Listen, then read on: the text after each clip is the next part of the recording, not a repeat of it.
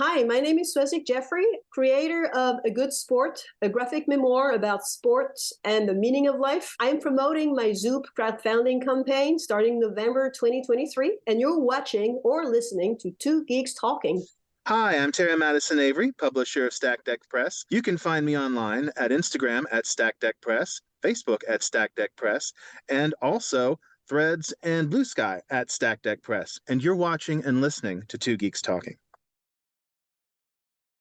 Good morning, afternoon, evening, everyone. Two Geeks Talking is an entertainment industry interview show where we interview the creative people from the comic, film, TV, movie, and video game industries. And of course, I'm your host, Kurt Sasso. We are joined today by a very talented comic creator. She's not only a comic creator, she's an athlete. She's created an amazing graphic memoir called A Good Sport. We're also going to be joined by the publisher as well, too, Tara Avery, who is a longtime friend and guest of the show as well. We're joined by the ever-talented Soizick Jaffre. How are you doing today? I'm good. Thank you, Kurt, for having me. Well, it's good to have you. And when Tara comes on, we'll talk about the publisher of this amazing comic as well, too. For those that don't know anything about yourself as a creative person, tell us who you are and what you're bringing to Two Geeks Talking today. I'm a comic artist. I was born in France, born and raised. I'm currently living in France. I spent a lot of time in the US as a teenager and an adult. I am self-taught comic artist. I have no formal art training. And I started making comics as a kid and really seriously started making comics when I turned 30 years old. I had my apartment. I started working full-time, and I thought, I had to clean up my desk and start making comics for real. It took me years to develop my style. I first didn't know what story to tell until I realized it's not really the story, the idea for a story that is the issue here. It's how you tell the story. And my goal was always to find my unique voice. I don't need to make comics. I don't want to earn a living making comics. This whole book I've been working on is about playing. It's not really about sports. I wouldn't say I'm an athlete, really, although I am sometimes. But I'm more of a playful being. And when it comes to comics, it's the same. I just want to play around with lines and surfaces and shapes and colors and create something that conveys an emotional message. It's not really the text. You always work on the text first. I have learned to write a story, but you use the text to organize a work on a layout, and then you create the pages. The text is only a pretext. The real deal is the graphic, the visual art. And so it took me years to develop my own visual style, my own visual identity. And so it's been 15 years. I have published in anthologies and in different publications, Alphabet. I've been addressing through various issues like topics like LGBT, but not just that, also poetic comics. I have published in Ink Brick. It does not exist anymore, unfortunately. More recently, I have published in Drawing Power, came out a few years ago by Abrams Books. And A Good Sport is my first graphic novel. So it's a big achievement for me. I always wanted to publish my own book with my name on it. I draw and write.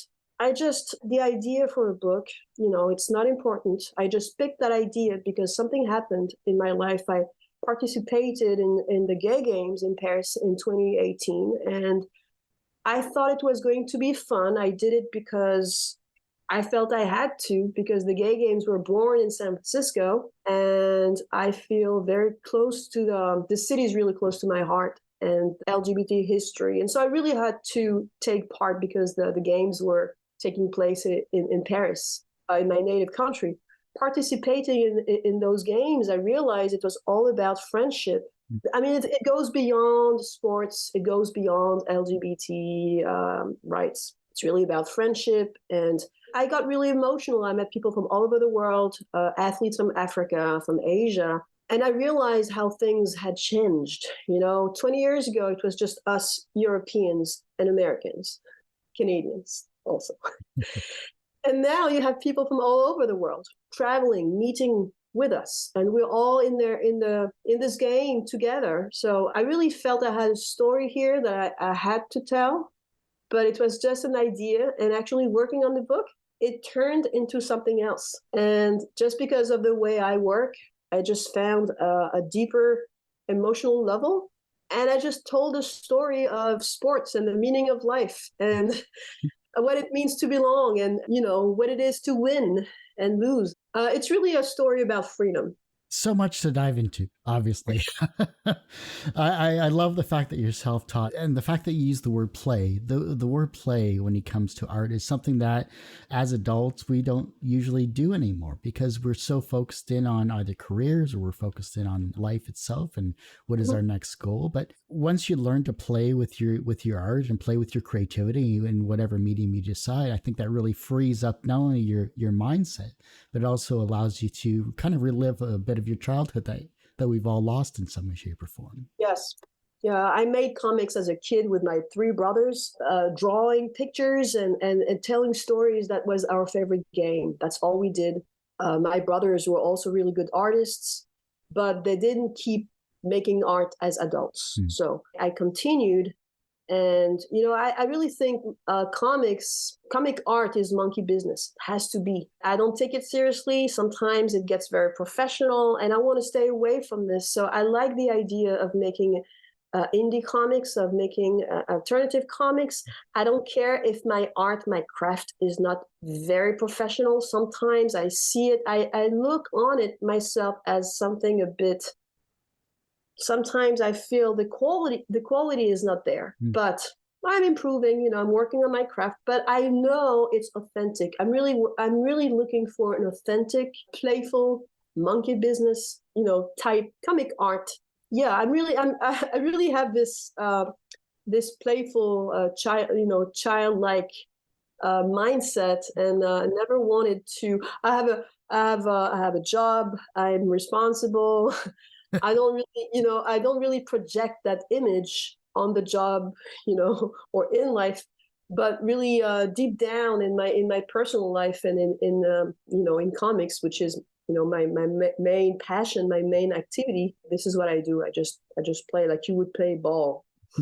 Let's talk about the gay games, and let's talk about the basis of this particular amazing comic memoir, A Good Sport. You gave us a brief history, but you also had some amazing people collaborate as well too in terms of the introduction. And Tara will be here soon, so we'll obviously get into the why she chose your story in terms of being published as well, which is always great to see. Talk about some of the collaborators and talk about the journey of yourself in the gay games and how it became the basis of your story. So really the gay games, that's the backstory. The original concept for the project that I had was to tell my experience of the gay games. And then when I started working, I realized I wanted to tell more than just the gay games.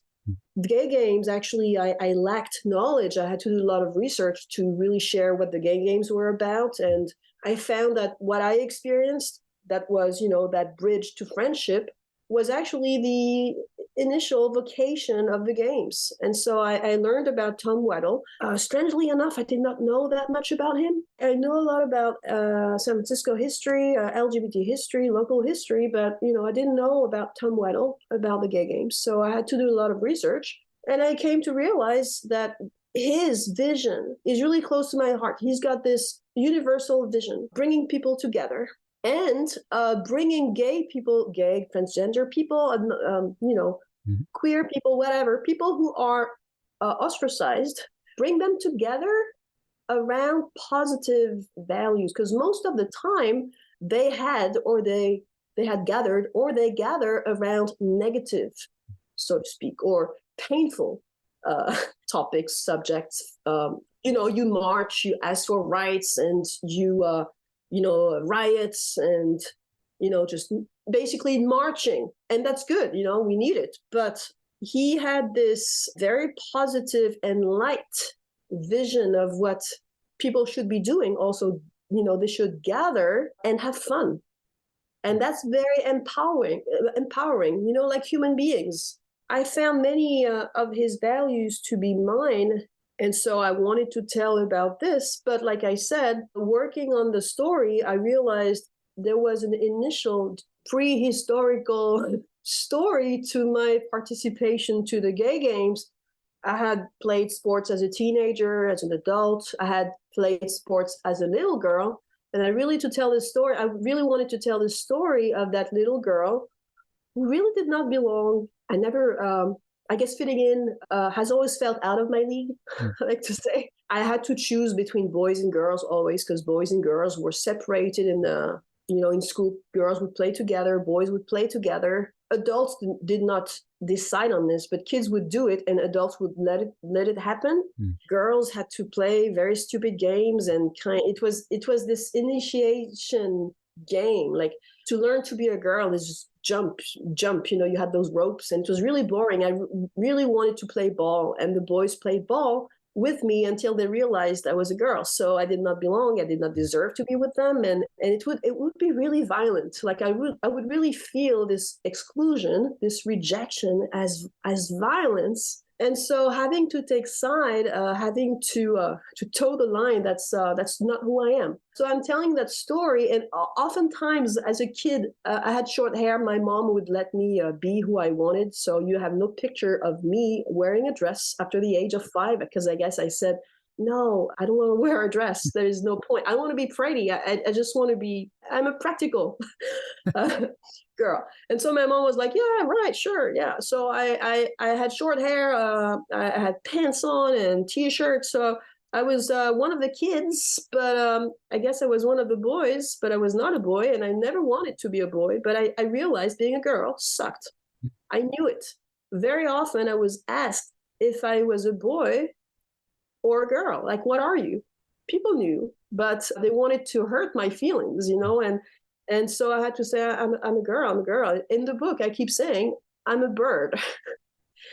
I'm really a bird. Of course, I'm a girl. Really, I'm free. And so the whole theme of the book gradually became a story about freedom, about finding your own game, and when you play the game of freedom, the ball is in your court and you always win.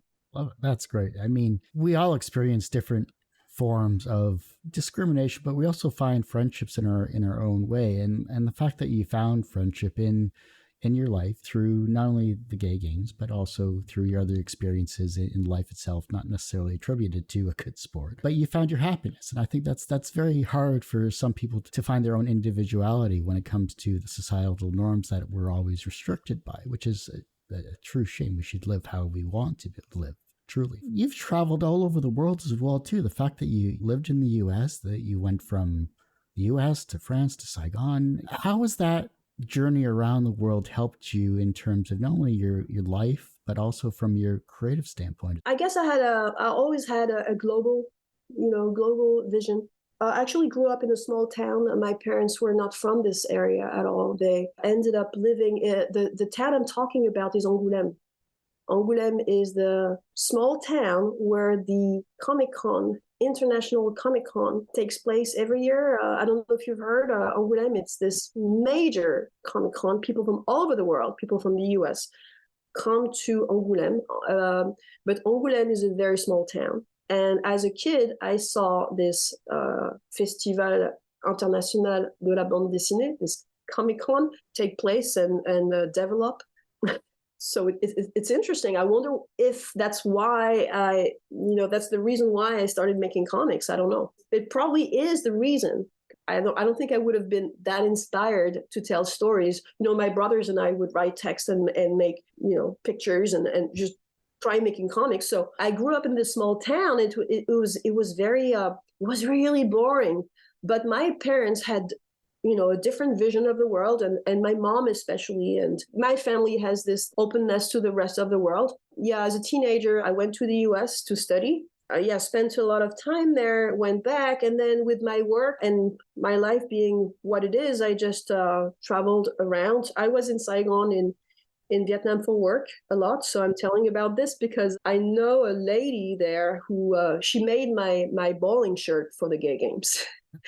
And so I'm telling about this. I just never felt just French. I'm very French in many ways. I'm very French, but I really feel like a citizen of the world. So it had to transpire in my book, and also the book, The Gay Games. It's a worldwide event. It travels all around the world, and who knows? It will take place in Africa someday or in the Middle East. Who knows? It's in Asia right now. It's going to happen next month. Wow. It took place in Mexico, and there is one part of the game, Gay Games, is taking place in 2 places this year, in Mexico and in Hong Kong, because Hong Kong it's difficult right now. Yeah. I'm a creative person, but I think I have a problem that many creative people have. I'm all over the map. I can be very disorganized, and I procrastinate because I have so much going on, right? So much going on, and it's hard for me to just sit and do my work, and I just feel overwhelmed. What I do is I embrace the maze. And so I see my work as a puzzle. So maybe my answer to your question is, when you travel all around the world, when you're open to other cultures, I'm very familiar and I feel very close to different cultures, and many cultures are part of who I am. I guess you can draw a parallel and work around, your own identity as a puzzle. And so I embrace that creative maze. Basically, what I've done over the years is I'm self-taught, so I don't do any neat work, professional work that looks good, and I don't know what I'm doing. I just hope it looks good in the end and it's unique. And so I've been running my own experimentation. My game plan to avoid procrastination has been to work fast on bits and pieces, like a puzzle. And I've done this for this book. And I don't know if the result is that good. It's probably good and bad. It will improve next time, next book, it will be better. It's a craft. So I work fast on bits and pieces, and I sew along the way, and I go back and forth, because working on this book, I realized some of the things I created in one chapter echoed another bit, another chapter. I don't work chronologically, right? I work on bits and pieces, and then I work on a composition. It's also like quilt making. You just sew. It's geometry. Really, I think I told you comics. It's monkey business. Comics, it's like a puzzle. I get lost. It's a maze.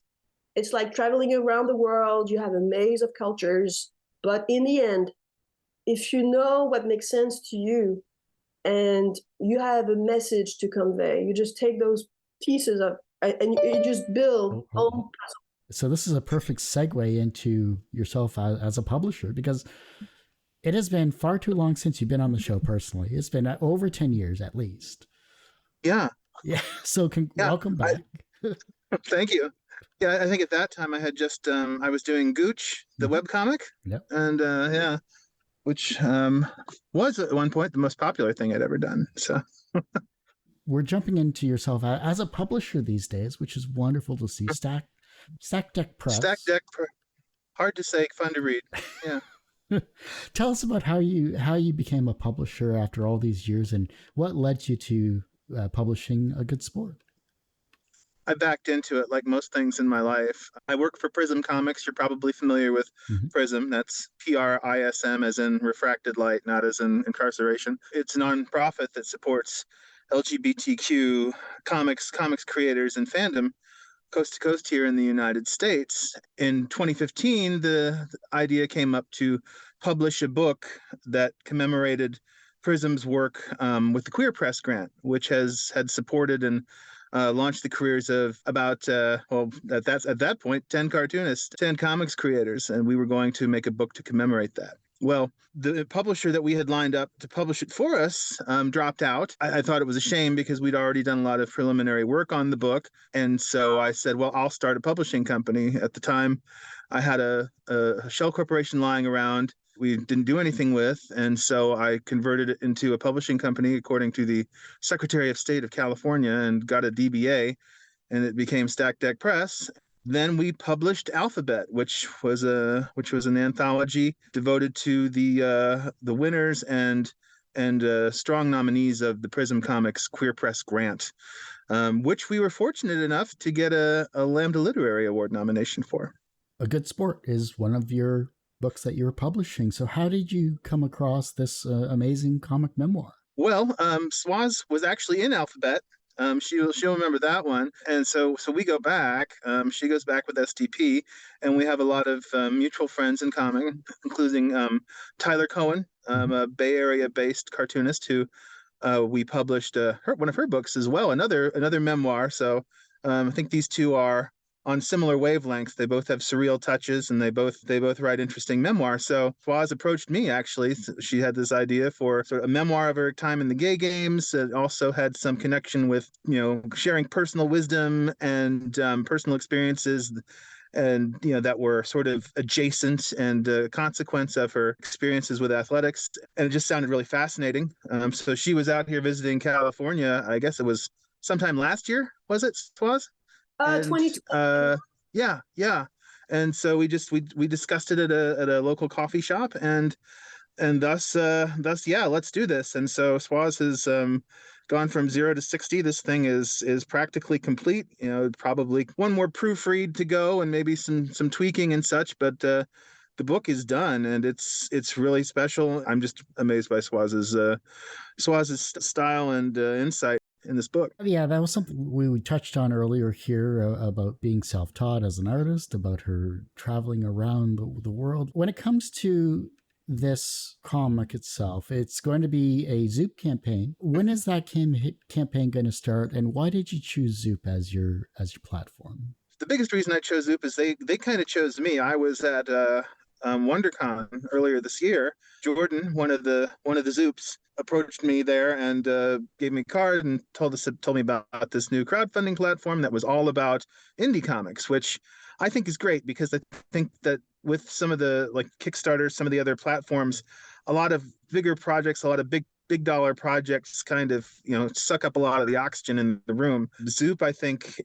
has that focus. A lot of our friends, a lot of our friends and colleagues are on Zoop these days. David Boer just crowdfunded a book there, and other friends like Trina Robbins, recently crowdfunded an anthology there, a benefit anthology for abortion rights. So it just seemed like a good deal, a good vibe. They're very flexible, and so we crowdfunded We Belong there earlier this year, which is an upcoming all Black, all LGBTQ sci-fi and fantasy and comics anthology, and that is also very close to completion, waiting on, I think, one more story to come in from one more creator, but that should go to press sometime in the next month. So that's how we got to Zoop. We had a good experience with We Belong, and we hope to have another one with a good sport. It's great to see a collaboration like this as well too. I'm glad that you're able to publish this book. I'm glad that you're both working well together. What is it about a good sport that people will enjoy when they first pick it up? It's just a delight to look at. I mean, even if you don't read it, which of course you should definitely do. It's just a feast for the eyes. Every page is delightful. Swaz invested a lot of effort in these sort of chapter pages, like the sort of these chapter, breaks that every one of them I think is print-worthy artwork. It's something anyone you'd be pleased to hang on your wall, and that alone is worth the price of admission. But Swaz is a world traveler, an experienced person, an educator, and has a deep love for humanity. So you get all of that in this memoir, and also I think people can relate to sort of the struggle for freedom. And Swaz draws a through line between the pursuit of athletics and the pursuit of personal freedom, and I think that a lot of people can relate to that. A lot of us have experiences of our own in athletics and fitness and what have. So seeing her out there, bowling and golfing and surfing and all that stuff, that these are all things that a lot of us do, every weekend or more frequently than that. So sorry, and golfing. Golfing, yeah. And this isn't, doing the parallel bars or the decathlon. These are it's stuff people can relate to, and I really I think it's delightful. Is there a piece of artwork in the book that you're drawn to every time you flip to that page? It's hard for me to say. Also, I tend to indulge in self-doubt. So some pictures, some pages I loved, I was so proud. And then I look at them now and I'm not so happy with them. I mean, I love many of my pages, although I see the, small details and things, I would like to improve them. A book is never finished. I would agree. I really love my covers. Every time I worked on my chapter covers, front page, I was so happy. It's really a game, and my favorite stage is when I work on the coloring. The coloring for me is hallucination. And by the way, when I work on my comics, I block my mind. I try not to intellectualize. So I listen to a documentary, a very intense documentary, and I just stop thinking and I just draw the page, and I discover new details. I'm surprised even myself. I'm like, did I make that? And that happened most of the time. That happened in a crazy way when I worked on the covers. So I really like all of my covers. But I don't know what you think, Tara. Well, I was about to say that the one in particular, and I've included this on some of our promotional materials, is a picture of you. You know, you're bowling, you're releasing the ball, but Oh, instead of releasing it down the lane, you're releasing it into a pinball machine, and that's an observation that Swaz makes. It's so that sports is sort of like a big machine. You get caught up in the whirligig, and the I think the pinball machine is another way of expressing that idea. This sort of thing that you sort of get settled into, that's larger than you, that's got lots of kinetic energy and little tricks and traps to be navigated. And I just love that image. I've shared that a lot, and I mean, the first time I saw it, I shared it with my partners, and they both were kind of dumbstruck by it. That's what I loved as well too. Just looking at the collage of the cover, which I utilized in the lower third, I just thought it was just amazing. Just you see something new every time you look at it, and you see a bit of a journey and a bit of a story. Even if you're not aware of the content of the book, you're at least entranced by the actual opening of the book itself, which is just beautiful in my mind. and I think also the book will appeal to those who love sports, because I showed and paid homage to many sports. But I think the book will also appeal to lovers of the city of San Francisco and local history. I forgot to say, we actually met, Tara and I, at the Queers and Comics conference in 2015, right? Mm-hmm. I think so. Yeah. That's how we met. This conference was organized by Jennifer Kemper and Justin Hall. I met again with Tara the year after, and then the years following, and we met each other a year ago. And Justin Hall wrote the introduction for the book. Justin Hall is a cartoonist, a local artist in San Francisco. He teaches at the California College of Art. He wrote in the introduction, it's a big compliment for me, because he read the book and he said the book is full of Easter eggs for those who know the history of San Francisco, because I use a lot of archive, pictures from the gay games, and also different aspects of the LGBT history in San Francisco. And so if you know about it, you notice. If you don't know about it, you see it's about LGBT riots or major events, but people can look into it and find many secret messages and things. So it's a puzzle within a puzzle. It's a puzzle, like I said. As the cartoonist and the author of this particular book, what challenges and rewards did you encounter while creating this graphic memoir? Well, the challenges were, I had a limited time frame, but that's something that I imposed on myself. I didn't want to work on a book for 2-3 years and then see what happens. I told Tara, I'm going to make that book and I will finish it in a year from now. And I did. So a limited amount of time. But like I said, I need to focus and embrace the maze and get things done. So that was the main challenge for me, was to make the book. And the main reward is to actually make the book, finish the book. I'm happy that I was able to use something of value, something interesting, and surprise myself and create something bigger that I did not anticipate, I did not envision in the beginning. And so that's my reward. I was able to explore and play. So it's really a metaphor for the book, for the book's message. When it comes to this particular book here, you also have humor and lighthearted moments in this particular memoir as well. How did that contribute to your overall narrative of this particular book? I guess I'm not sure the book is that funny. I think it is sometimes, but I had never tried to be funny in the book. I think humor in the book is used to demonstrate that playfulness, this monkey business again I talked about, I really use it to show how it's really about being humble. If you're a champion, you're humble. But if you're just a lazy, playful child playing ball, you're humble. You're just here for fun. So really, I think sense of humor was just a natural expression of my playfulness all along the pages. And yeah, I was just cracking jokes and making, funny comments. You have lots of birds in the book making crazy comments. So it's funny, I guess, but I don't really see it as jokes or like a sense of humor I'm really trying to work on. Like I'm trying to be funny. Mostly, I would say it's kind of absurd most of the time and kind of crazy, like mad. I see a lot of wit in your drawing, number one. And number two, there are certain callbacks. Like I went to the University of Kansas, and one of the patron saints of the University of Kansas is Coach Naismith. James Naismith, the inventor of basketball, and everybody's basketball crazy in Lawrence, Kansas. And Swaz, we never discussed this, and I don't think she knew before she made the book that I went to the University of Kansas or any connection. I'm like, see, she's got like James Naismith pops up a couple times in this book, making the kind of goofy comments, and I just thought to myself, well, this is awfully fun.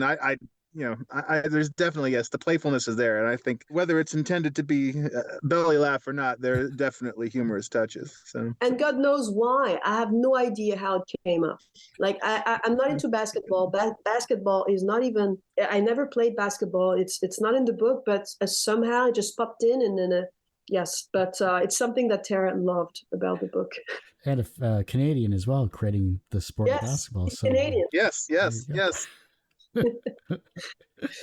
I think it's amazing that you're including a variety of sports. I love the fact that you're including your playfulness in your art, as well as your journey as a cartoonist. We've had a wonderful conversation overall.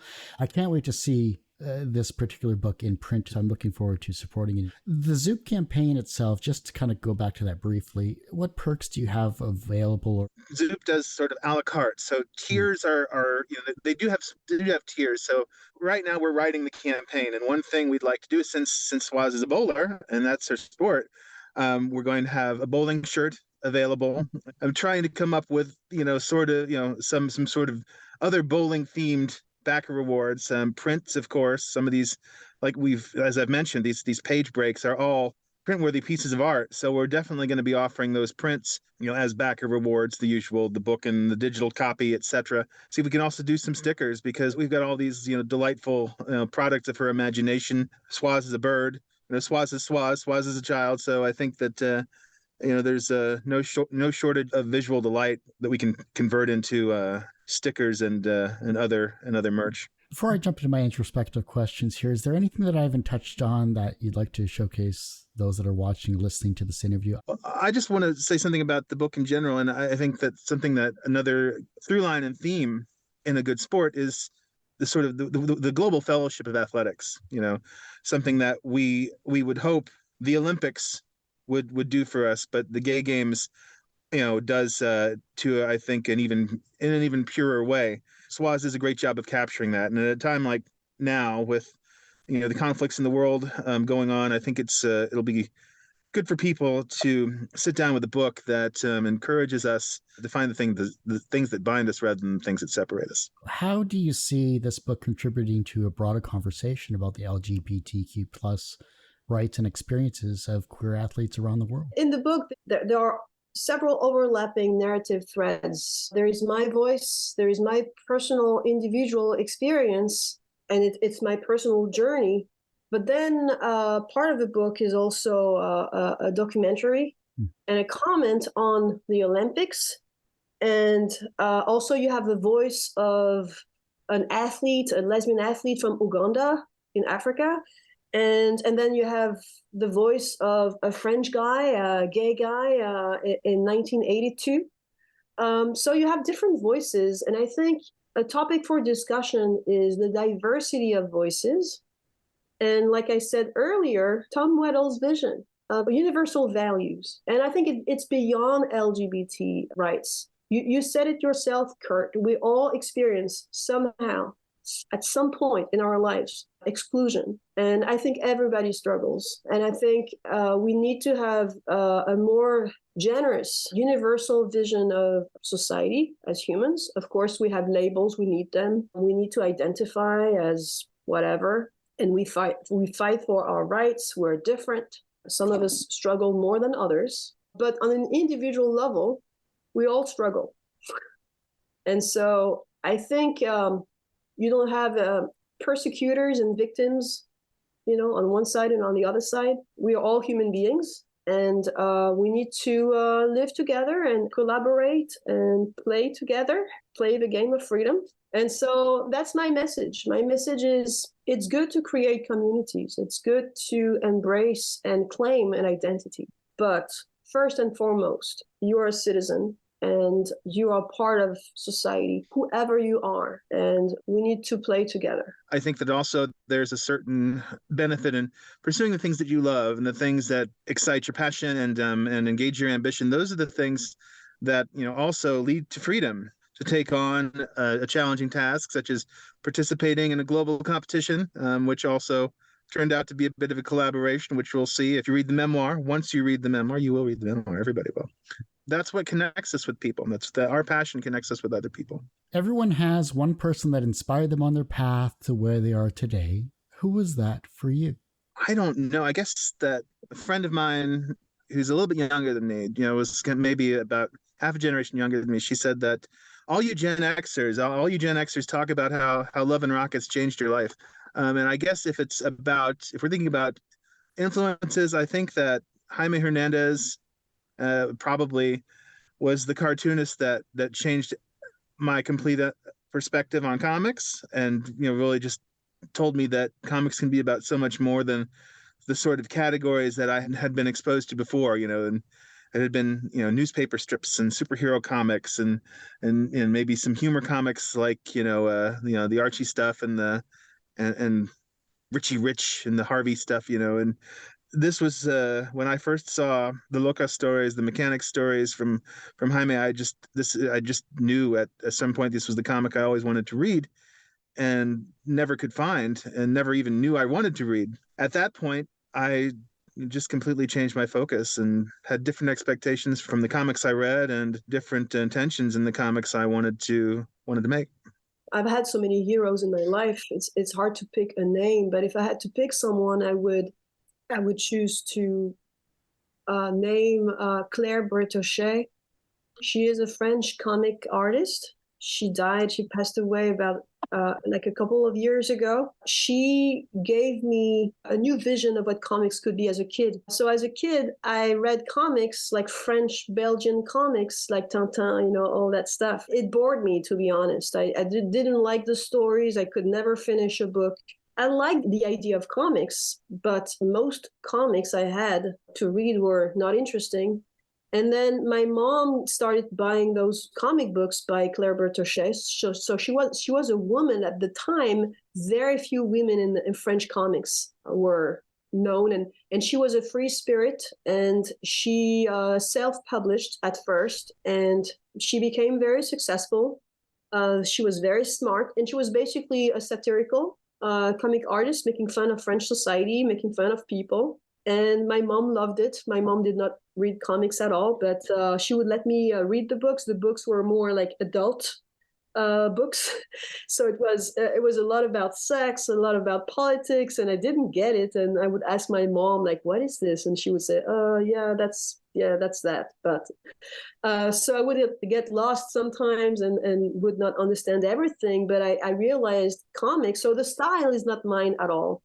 The topics, the art is not at all what I do, but she made a great impression on me. Of course, as a little girl in the 80s, reading her books, I thought to myself, a woman can be free, a woman can have a personality and make art, and she's awesome, So I really looked up to her, and when she died a couple of years ago, I cried. because it was really the end of something. Now people realize she's a major figure of French comics. From a professional standpoint, you're both successful comic creators as well as a publisher too. And you've created many successful works in the past, so professionally you're successful. Do you consider yourselves personally successful? I would not consider myself successful as an artist yet. I think I'm just going to school still. I would consider myself to be successful when I have published several books of my own, several graphic novels. When I have matured my work, like I said, it took me years to find my style, and it will take me years to really be proud of work. In my personal life, I would say that I feel successful because I enjoy what I'm doing.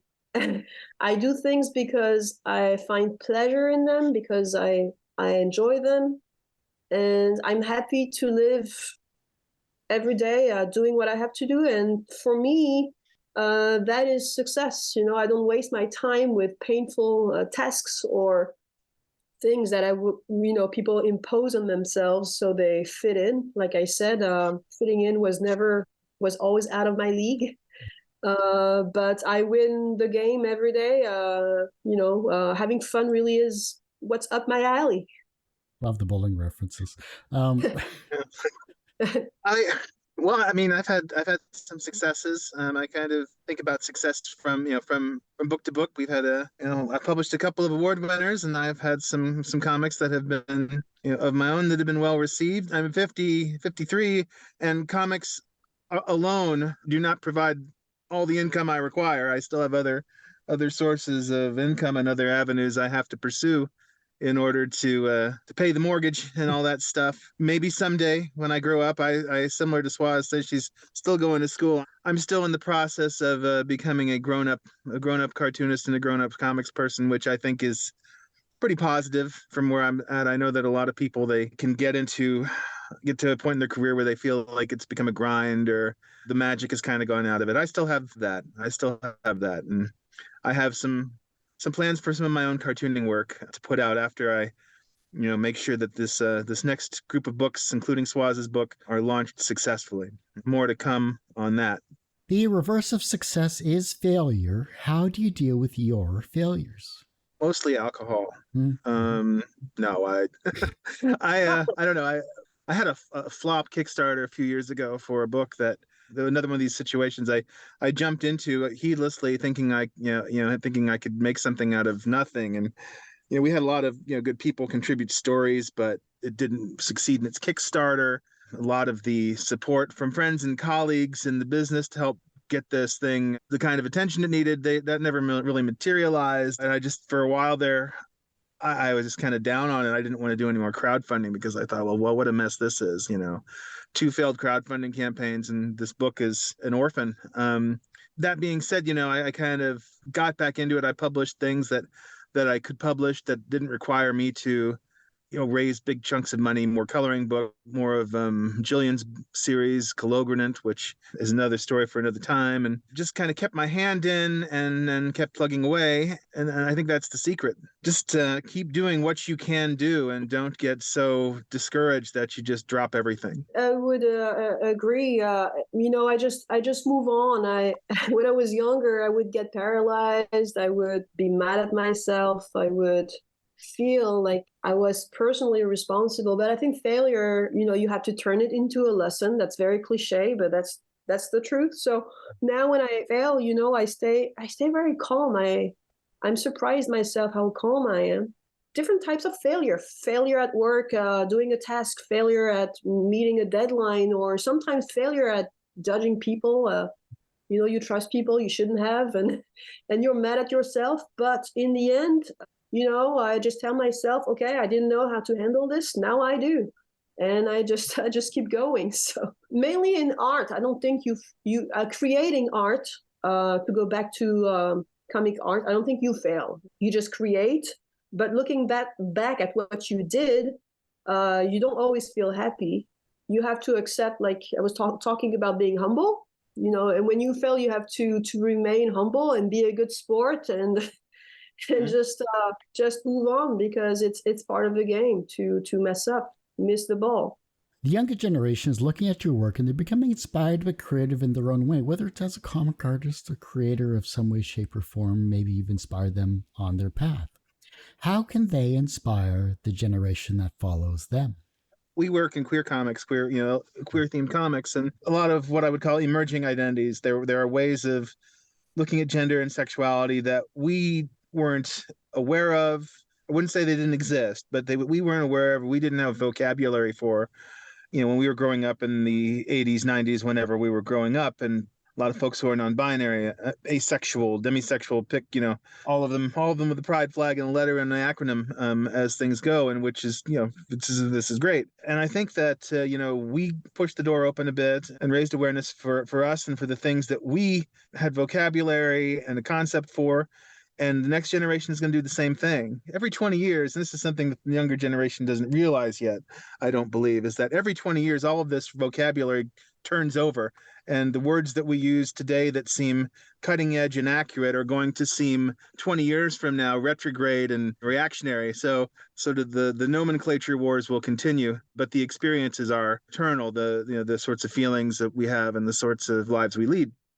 And I think that continuing to explore new ways of expressing ourselves and new ways of being, that's what I hope the succeeding generations can do. Yeah, I agree with Tara about future generation finding new ways of defining things. And sometimes they do invent new ways of living and new ways of defining new options in life or identities. Myself, and this is one of the things I talk about in the book, I'm mostly grateful to the previous generations. And that's something I would like to pass on to the next generations. However, backwards or however wrong you think older people are, like you said, they might seem reactionary or totally out of it. Look back and appreciate the work of pioneers and the courage of the previous generations. So I think, of course, you have a generational progress, improvement. In the end, it's also about looking back at this legacy. This is really something I really wanted to insist upon in the book, in A Good Sport, is the legacy that we have, we're not always aware of. And so looking back is also important. If your life was a comic book, what would its title be? And what would its soundtrack be? Oh, soundtrack. It's hard. The music. Oh, I don't know. I guess like surf music, like the guitar, like surf music from the 50s. That would be my soundtrack. And of course, the title would be A Good Sport, because really it is not just because it's my book, coming out, but it's really a good definition for my personality, I think. Keeping a brave face, whatever turns out to be, whatever comes in the way, and just rock and roll. I don't know. The title, that one I'd have to put some thought into that. I think that, but I think that if there were a soundtrack, would probably have a lot of, late 70s, early 80s, new wave, post-punk, but also a lot of the great American songbook, a lot of the Irving Berlin and Cole Porter jazz. I try to stay relatively current on music, but I think for like a lot of people, the stuff that's most dear to me is probably stuff that already exists that I listened to when I was in my teens and 20s, stuff that was, music of the 70s, 80s, and some in the 90s. A comic book, I don't know, it'd be hard to say. I got some good titles, but I don't know if any of them apply to my life. So we'll just say to be the name of my autobiography is To Be Determined. We'll call it that. Just that will be it. Well, To Be Determined, the Tara Avery story. So that will be it. So that's it right there. Well, I do hate to say it, but that ends this particular episode of Two Geeks Talking. I want to thank you both so much for coming on the show. Thanks for having us, Kurt. Thank you for having us.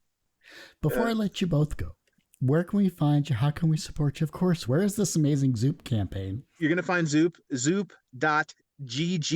okay? Not .com, not .net, .gg, zoop.gg. Among the upcoming projects, you'll see A Good Sport, get yourself on the mailing list. We need as many people on that mailing list as possible for a successful campaign launch. Then you can find all of Stack Deck Press's books at stackeddeckpress.com. Also, most everything is available on Amazon for those of you who wish to purchase through the global empire that is Amazon. Upcoming books, just to plug, we've got not only A Good Sport, but We Belong, the all-Black, all-LGBTQ sci-fi fantasy anthology, and our latest coloring book offering, the Polyamory Coloring and Activity book, that should be ready as soon as next month. You can check out my social media accounts. I use Facebook and mostly Instagram. And you can also reach me check out my website, soizickjaffrecomics.com. Wonderful. Well, like I said, that ends this particular episode of Two Geeks Talking. You can, of course, find this interview and 1,000 plus others on our website, tgtmedia.com, or twogeekstalking.com. That's TWO, not the number 2. But since my website's going through a revamp, let's go to our YouTube channel, which is always updated, youtube.com/TGTmedia. The podcast is back after 12 or so years. You can find that at twogeekstalking.podbean.com, or just search for Two Geeks Talking wherever you get your podcasts. And as I say every week, everyone has a story to tell. It's up to me to help bring that out. Thanks for listening, watching on Two Geeks Talking.